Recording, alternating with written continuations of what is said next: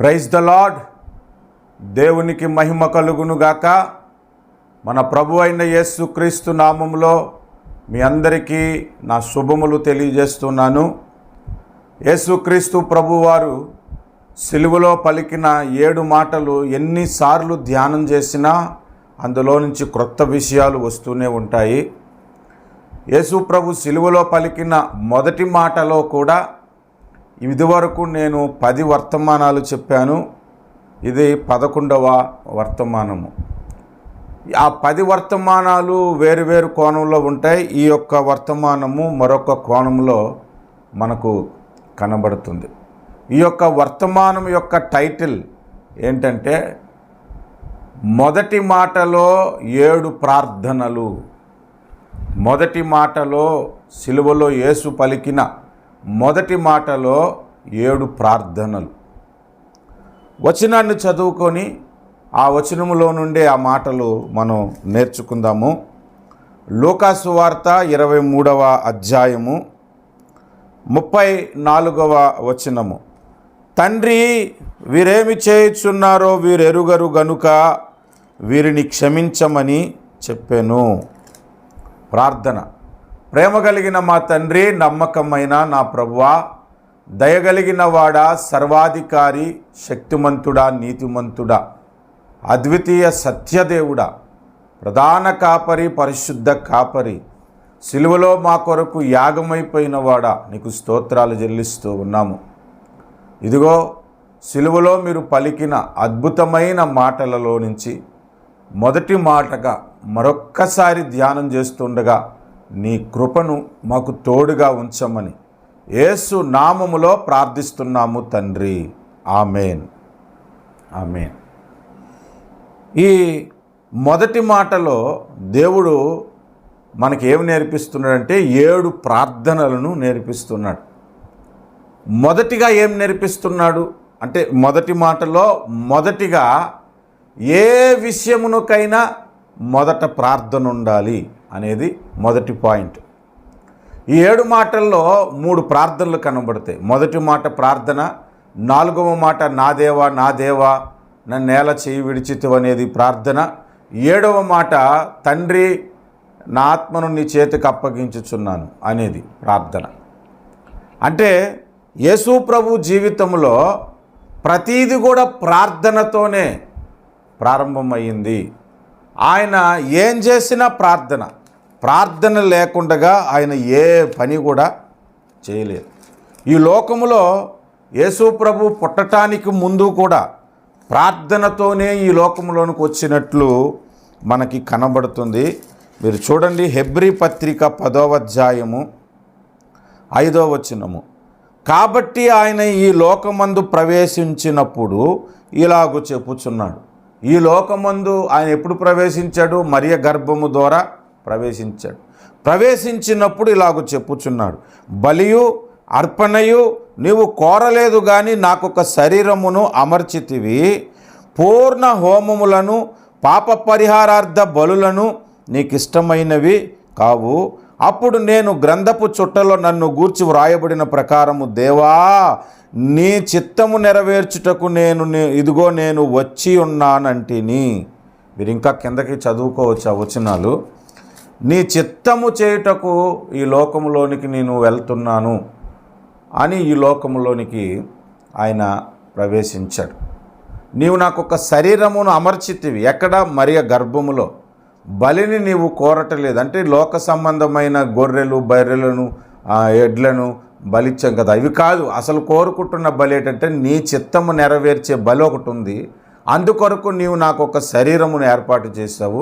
నీ చిత్తము నెరవేర్చటానికే నేను ఈ లోకంలోనికి వెళ్తున్నానని ఈ లోకంలో ప్రవేశించేటప్పుడు చేసిన ప్రార్థన.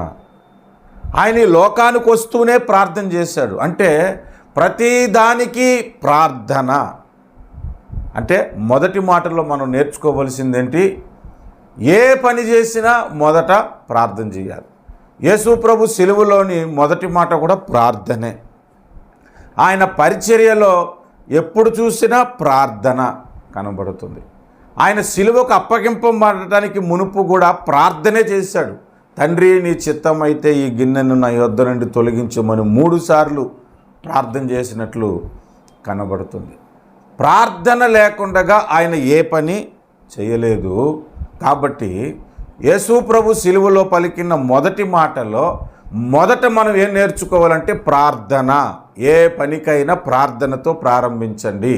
మీ పిల్లలు స్కూల్కి వెళ్తున్నారా, ప్రార్థన చేయించి స్కూలుకు పంపండి. ఎగ్జామ్స్ రాస్తున్నారా, ప్రార్థన చేసి పంపండి. మీరు ఇంట్లోంచి బయటికి వెళ్తున్నారా, ప్రార్థనతో బయటికి వెళ్ళండి. ప్రయాణాలకు వెళ్తున్నారా, ప్రార్థనతో వెళ్ళండి. సువార్తకు వెళ్తున్నారా, ప్రార్థనతో వెళ్ళండి. వాక్య పరిచర్యకు వెళ్తున్నారా, ప్రార్థనతో వెళ్ళండి. ప్రతి దానికి కూడా ప్రార్థన అనేది మొదటిగా ఉండాలి. ఇది యేసు ప్రభు సిలువలో పలికిన మొదటి మాటలో మొదటి విషయం. రెండవది అదే వచనంలో నుంచి మనం ఏం నేర్చుకుంటున్నామంటే సమాధాన ప్రార్థన. ఇప్పుడు యేసు ప్రభుని హింసించేవారు ఉన్నారు. ఆ హింసించేవారికి దేవునికి మధ్య సమాధానపరిచే ప్రార్థన అది. అందుకే రెండవదిగా ఆ మొదటి మాటలో రెండవ ప్రార్థన ఏంటంటే సమాధాన ప్రార్థన. మొదటిది ప్రతిదానికి ప్రార్థనతో ప్రారంభించండి. రెండవది సమాధాన ప్రార్థన. యేసు ప్రభువే చెప్పిన ఒక మాటను ఈ సందర్భంలో మనం జ్ఞాపకం చేసుకుందాం. మత్తయి సువార్త 5వ అధ్యాయము 23వ వచనము. కావున నీవు బలిపీఠమునొద్ద అర్పణము నర్పించుచుండగా నీ మీద నీ సహోదరునికి విరోధం ఏదైనను కలదని అక్కడ నీకు జ్ఞాపకం వచ్చిన ఎడల అక్కడ బలిపీఠమును ఎదుటనే నీ అర్పణమును విడిచిపెట్టి మొదట వెళ్ళి నీ సహోదరునితో సమాధానపడుము, అటు తర్వాత వచ్చి నీ అర్పణము నర్పించుము అని అంటున్నాడు. అంటే సమాధాన ప్రార్థన ఇది. ఎవరెవరికి మధ్యన సమాధానము లేదో ఆ సమాధాన ప్రార్థన ప్రభువు చేయమని మనకు తెలియజేస్తూ ఉన్నాడు. మనం సమాధాన పడాలి. ఇతరులకు సమాధానం లేనప్పుడు వారిద్దరి మధ్య సమాధాన పడుట కొరకు ప్రార్థించాలి అనేది మనకి ప్రభు నేర్పిస్తున్నాడు. మీ కుటుంబంలో తండ్రి కొడుకులకు పడట్లేదనుకోండి, ఆ విషయం తెలిసిన కూతురు అయితే వాళ్ళిద్దరి మధ్య సమాధానం కొరకు ప్రార్థించాలి. భార్యాభర్తలకు పడట్లేదనుకోండి, అది తెలిసిన భక్తిపరురాలైన అత్తుంటే అత్త, మావైతే మామ, వాళ్ళిద్దరి మధ్యన సమాధానం కొరకు ప్రార్థించాలి. ఏ విషయాల్లో లేదా ఇద్దరు కుమారులే ఉన్నారు, అన్నదమ్ములిద్దరికీ పడట్లేదు, తల్లిదండ్రులు కానీ లేదంటే వారికి ఉన్నటువంటి సిస్టర్స్ కానీ వాళ్ళిద్దరి మధ్యన సమాధానం కొరకు ప్రార్థించాలి. ఇలాగూ సమాధాన ప్రార్థన అనేది రెండవదిగా ఆ వచనంలో మనకు కనబడుతుంది. ఈ లోకంలో చాలామంది దేవునితో సమాధానం పడకుండానే చనిపోతున్నారు. దేవునితో సమాధానము మనుషులు పడాలని, పాపులైనటువంటి వారు పాపమును ఒప్పుకొని దేవునితో సమాధాన పడాలని ప్రార్థన కూడా మనం చేయాలి. కాబట్టి యేసు ప్రభు సిలువలో పలికిన 7 మాటలలో మొదటి మాటలో 7 ప్రార్థనలు. ఆ మొదటి ప్రార్థన ఏంటంటే ప్రతిదానికి ప్రార్థనతో ప్రారంభించు. రెండవది సమాధాన ప్రార్థన మనకు ఆ వచనంలో కనబడుతుంది. అంతే కదా. తండ్రి వీరేం చేస్తున్నారు, వీరు ఎరుగురనంటే తండ్రికి మధ్యన యేసుని హింసిస్తున్న వారికి మధ్యన విభేదము లేకుండా సమాధానపరిచే ప్రార్థన యేసు ప్రభు చేస్తున్నారు. యేసు ప్రభు ఒక మంచి మాట కొండ మీద ప్రసంగంలో పలికారు, మనందరికీ తెలుసు. అదేమిటి మీరు చూడండి. మత్తయి సువార్త 5వ అధ్యాయము 9వ వచనములో సమాధానపరచువారు ధన్యులు, వారు దేవుని కుమారులు అనబడుదురు అని కనబడుతుంది. కాబట్టి సమాధాన ప్రార్థన రెండవదిగా మనకు అక్కడ కనబడుతుంది. All my messages very simply I have preaching. నేను విస్తారమైన మాటలు సింపుల్గా పాయింట్ టు పాయింట్ మాట్లాడటం ప్రభు నాకు నేర్పించారు. టైంపాస్ చేసడానికి లేదా నా మెసేజ్ లెంత్ పెంచుకోవటానికి ఎప్పుడు ప్రార్థన చేయలేదు, నేను ప్రసంగాలు చేయలేదు.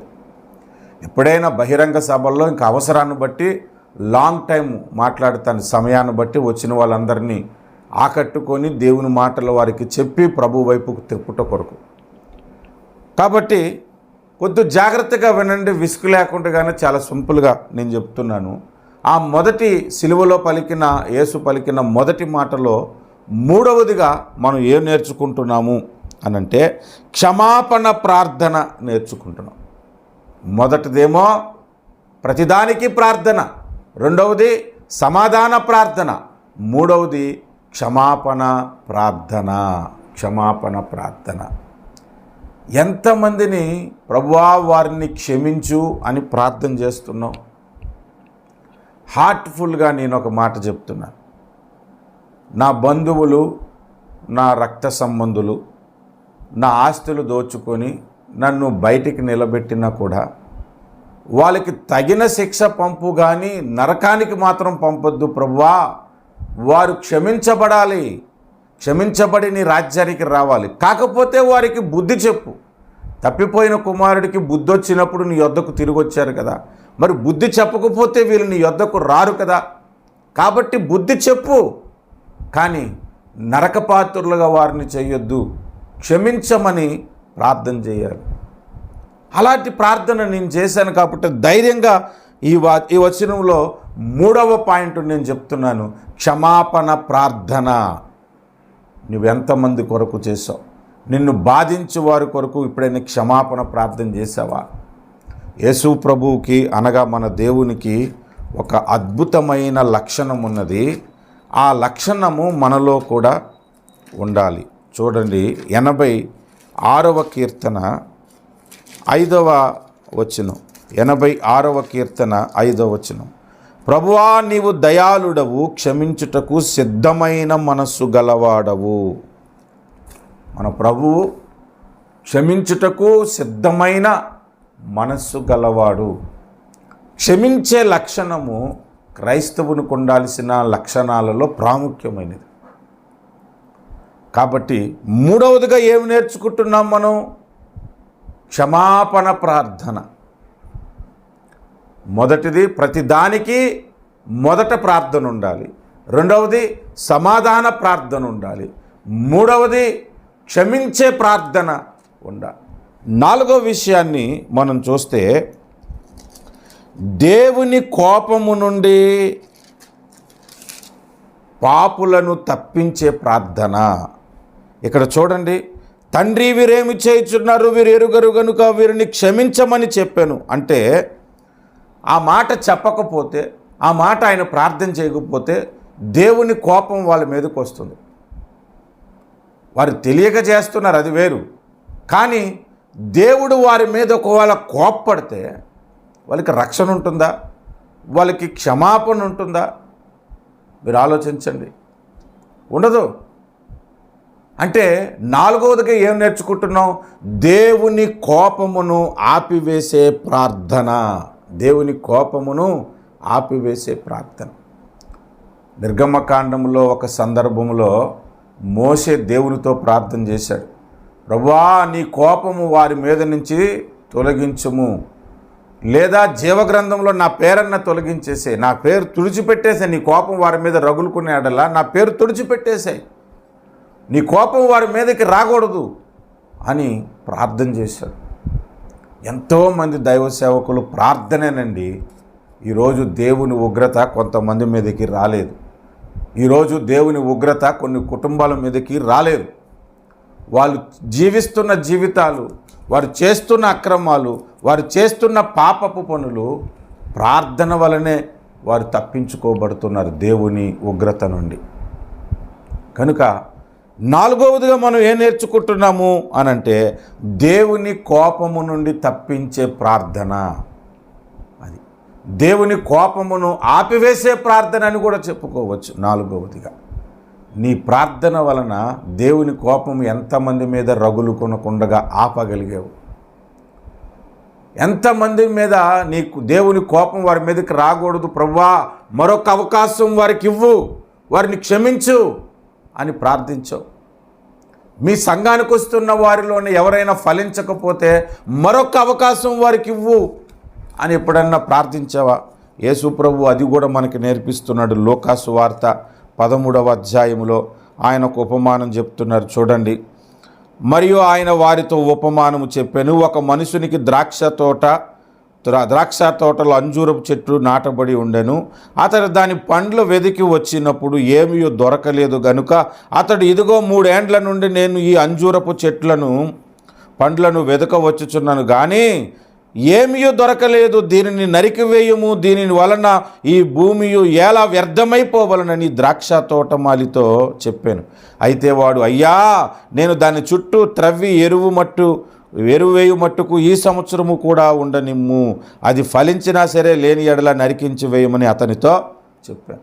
3 సంవత్సరాల నుంచి యజమానుడు అంటే దేవుడు ఫలించాలని అంజూరపు చెట్టు వైపు దృష్టి పెడితే 3 సంవత్సరాల నుంచి ఫలించటం లేదు. 4వ సంవత్సరం వచ్చేసింది, ఈ సంవత్సరము కూడా ఉండనిమ్మని తోటమాలి అనగా యేసు ప్రభు ప్రార్థించాడు. ఆ తోటమాలి ప్లేస్లో మనం కూడా పెట్టుకోవచ్చు. ఎవరు మనం అనంటే సేవకుడు కూడా తోటమాలే. సంఘమును తోటను మనకు అప్పగించాడు ప్రభు. ఈ సంవత్సరమన్నీ ఈ సహోదరు నుంచి ఈ కుటుంబాన్ని నుంచి ఫలిస్తారు ప్రభువా, వారిని పెరికివేయొద్దు, నీలో నుండి వారిని తొలగించొద్దు అని ఎప్పుడైనా ప్రార్థించావా? నీ కోపము దేవుని ప్రజల మీదకి రాకుండగా, నీ కోపము పాపులైన వారి మీదకి రాకుండగా ప్రార్థించావా? దేవుని కోపమును తప్పించే ప్రార్థన 4వదిగా దేవుడు ఆ మొదటి మాటలో నుంచే నేర్పిస్తున్నాడు. యేసు సిలువలో పలికిన మొదటి మాటలో 7 ప్రార్థనలు ఉన్నాయి. మొదటి ప్రార్థన ప్రతిదానికి ప్రార్థనతో ప్రారంభించమని, 2వది సమాధాన ప్రార్థన, 3వది క్షమాపణ ప్రార్థన, 4వది దేవుని కోపము నుండి తప్పించే ప్రార్థన. 5వ విషయం అందులో నుంచే మనం చూస్తే, తండ్రి వీరేమి చేయుచున్నారో వీరు ఎరుగరు గనుక వీరిని క్షమించమని అన్నాడు. ఎరుగరు గనుక అంటే వాళ్ళు తెలియకే చేస్తున్నారు, తెలిసి చేస్తే క్షమించమని యేసు ప్రార్థించేవాడు కాదు అని అర్థమే కదా. అంటే జ్ఞానంగా ప్రార్థించాడే లేదా? మనం ఎవరిని క్షమించాలో ఎవరిని క్షమించకూడదో ఎరిగి ప్రార్థన చేయాలి. తెలియక చేస్తే క్షమించు, తెలిసి చేస్తే క్షమించకూడదు. పౌలు జీవితంలో కూడా ఎన్నో అక్రమాలు అన్యాయంగా హింస పెడుతూ బాధించాడంట చాలామంది క్రైస్తవుల్ని. తెలియకే చేశాడట. ఆయన చెబుతున్నాడు ఆ మాట.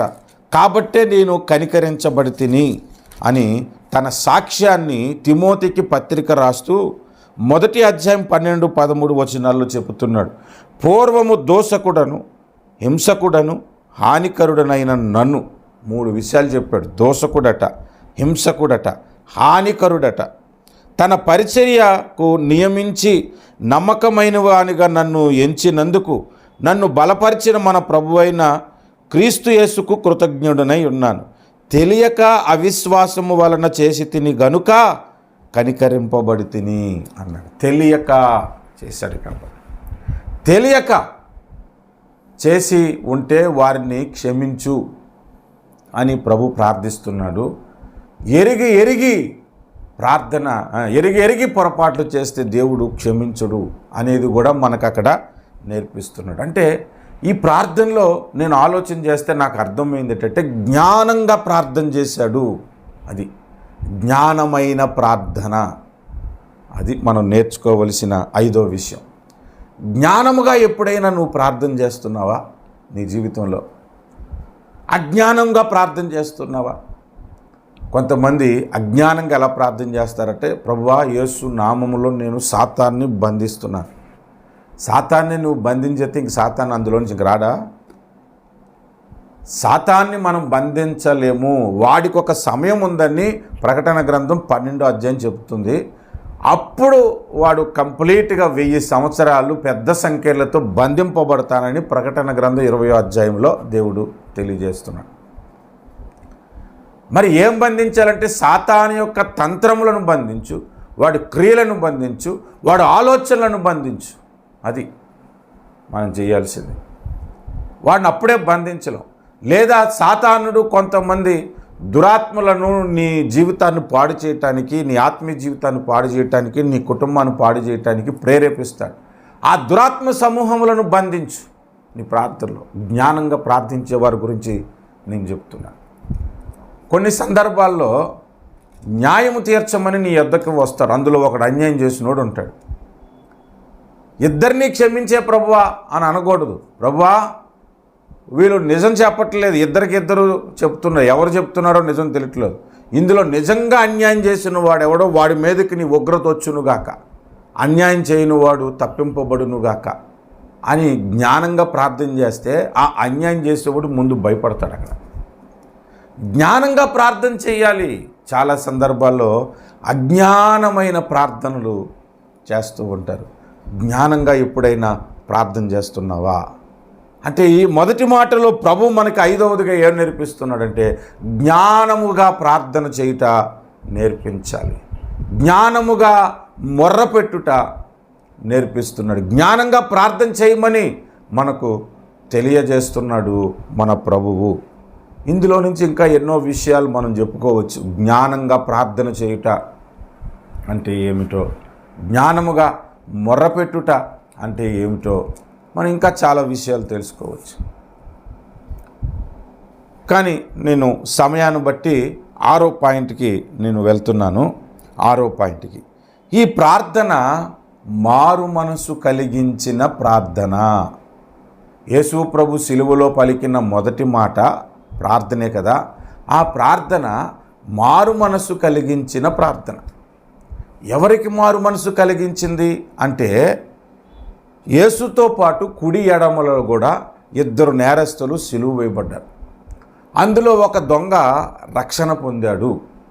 ఆ రక్షణ పొందిన దొంగ రక్షణ పొందటానికి గల కారణం ఏంటంటే ఈ ప్రార్థనే. అతడు ప్రభువుని వేడుకున్నాడు. ప్రభువా నీవు రాజ్యముతో వచ్చినప్పుడు నన్ను జ్ఞాపకం చేసుకో అన్నాడు. అంటే తన పాపం ఏంటో ఒప్పుకుంటున్నాడు అన్నమాట. ఎక్కడ ఒప్పుకున్నాడు అని అంటే ఆ మొదటి దొంగతో మాట్లాడుతూరే మనం చేస్తున్నది తప్పు, మనకు జరగాల్సిన న్యాయమే జరిగింది, ఈ శిక్షకు మనం పాత్రులము, ఈయనైతే ఏ తప్పిదమ్ము చేయట్లేదు, పైగా అప్పటికే ఆయన్ని హింసిస్తున్న వారిని క్షమించమని ప్రార్థన చేశాడు. ఆ మాట ఈ 2వ దొంగ, సిలువలో వేలాడుతున్న దొంగకు మారు మనస్సును కలుగజేసింది. ఆ దొంగకే కాదండి, ఈ మొదటి మాట ద్వారా ఎంతోమంది, కోట్ల మంది రక్షణ పొందిన వారు ఉన్నారు. ఇది మారు మనస్సు కలుగజేసిన గొప్ప ప్రార్థన, గొప్ప ప్రార్థన. ఎంతోమందికి మారు మనసు కొరకు నువ్వు ప్రార్థన చేస్తున్నావు. మారు మనసు లేకుండా ఉన్న భర్తల కొరకు భార్యలు ప్రార్థన చేయట్లేదా? మారు మనసు లేని భార్యల కొరకు భర్తలు చేయట్లేదా? మారు మనసు లేని పిల్లల కొరకు తల్లిదండ్రులు ప్రార్థన చేయట్లేదా? ఒకవేళ పిల్లలే మొదట రక్షణ పొందితే మారు మనసు లేని తల్లిదండ్రుల కొరకు ప్రార్థించే వాళ్ళు లేరా? కాబట్టి మారు మనసు కొరకైన ప్రార్థన ఉండాలి. మారు మనసు కొరకైన మనం మారు మనసు పొందటానికి ప్రార్థన చేసుకోవాలి, ఇతరులు మారు మనసు పొందాలని ప్రార్థన చేయాలి. ఏ విషయాల్లో మనం మారు మనసు పొందటలేదో ఆయా విషయాల్లో మనం మారు మనసు పొందినట్లు ప్రార్థన చేయాలి. ఇది 6వదిగా దేవుడు మనకి నేర్పిస్తున్న మాట. 6 విషయాలు ఇందులో నుంచి మనం తెలుసుకున్నాం. 7వది ప్రేమతో చేసిన ప్రార్థన. ఆ మాట మీరు గమనించండి. ప్రేమ లేకుండా చేశాడా ప్రార్థన? చెయ్యాలి కాబట్టి అని చేశాడా? చాలామంది ప్రార్థనలో చెయ్యాలి కాబట్టి ప్రార్థన చేస్తారంతే. ఇంకా ప్రార్థనకు నాకు అవకాశం ఇచ్చారు కాబట్టి ప్రార్థన చేస్తారంతే. తప్పదు కాబట్టి ప్రార్థన చేస్తారంతే. ప్రేమతో ప్రార్థన చేయటం వేరు. ప్రేమతో ప్రార్థన చేశాడు. వాళ్ళని ప్రేమించాడు కాబట్టే వాళ్ళు తప్పించబడాలని ప్రార్థన చేశాడు. వాళ్ళని ప్రేమించాడు కాబట్టే దేవుని ఉగ్రత వారి మీదకి రాకూడదని ప్రార్థించాడు. వాళ్ళని ప్రేమించాడు కాబట్టే వాళ్ళని క్షమాదాన పడటానికి ప్రార్థించాడు. వాళ్ళు ప్రేమించాడు కాబట్టే వారి అజ్ఞానాన్ని బట్టి జ్ఞానంగా ప్రార్థన చేశాడు ప్రభు. అంటే 7వదిగా ప్రేమతో కూడిన ప్రార్థన. 7 విషయాలు చెప్పాను. మొట్టమొదటిది మీరు చూడండి, యేసు పలికిన మొదటి మాటలో 7 ప్రార్థనలు ఉన్నాయి. మొదటిది ప్రార్థనతో ప్రారంభించండి. రెండవది సమాధాన ప్రార్థన. మూడవది క్షమాపణ ప్రార్థన. నాలుగవది దేవుని కోపమును తప్పించే ప్రార్థన. ఐదవది జ్ఞానముగా చేసిన ప్రార్థన. ఆరవది మనం అక్కడ చూస్తే మారు మనసు కలిగించిన ప్రార్థన. ఏడవది ప్రేమతో చేసిన ప్రార్థన. ఈ మాట మనకు అన్ని విషయాలు నేర్పిస్తుంది. ఇంకా ఎన్నో విషయాలు ఆ మొదటి మాటలోంచి నేను చెప్పాను. నా యూట్యూబ్ ఛానల్ సబ్స్క్రైబ్ చేసుకునండి. శిలువ ధ్యానాలు అనే అంశం ప్లేలిస్ట్లోకి వెళ్ళి చూడండి. విస్తారమైన సంగతులు మీకు కనబడతాయి. దేవుడి వాక్య భాగమును మన వినికిడిలో దీవించునుగాక. ప్రార్థన చేసుకుందాం. ప్రేమ కలిగిన మా ప్రియ పరలోకపు తండ్రి, సర్వశక్తిమంతుడా, సర్వోన్నతుడా, నీకు స్తోత్రాలు స్తుతులు చెల్లిస్తూ ఉన్నాం. సిలువలో మీరు పలికిన అమూల్యమైన మాటలలో మొదటి మాటలో 7 ప్రార్థనలను మాకు తెలియజేశారు. అందును బట్టి స్తోత్రాలు. మమ్మలను బలపరిచారు, స్తోత్రాలు. నీ కృపా దీవెనలు మాకు అనుగ్రహించినందుకు స్తుతులు చెల్లిస్తూ ఈ వాక్య భాగము వింటున్న వారి హృదయములలో కార్యములు చేయలాగన ప్రార్థనకు స్థిరపరిచేవాడుగా నడిపించినట్లుగా ఈ వాక్య భాగం ప్రేరేపించటానికి కృప చూపమని యేసు నామమున ప్రార్థిస్తున్నాము పరమ తండ్రి. ఆమేన్. Please subscribe to our channel, press the notification button and like our videos. Thank you for watching.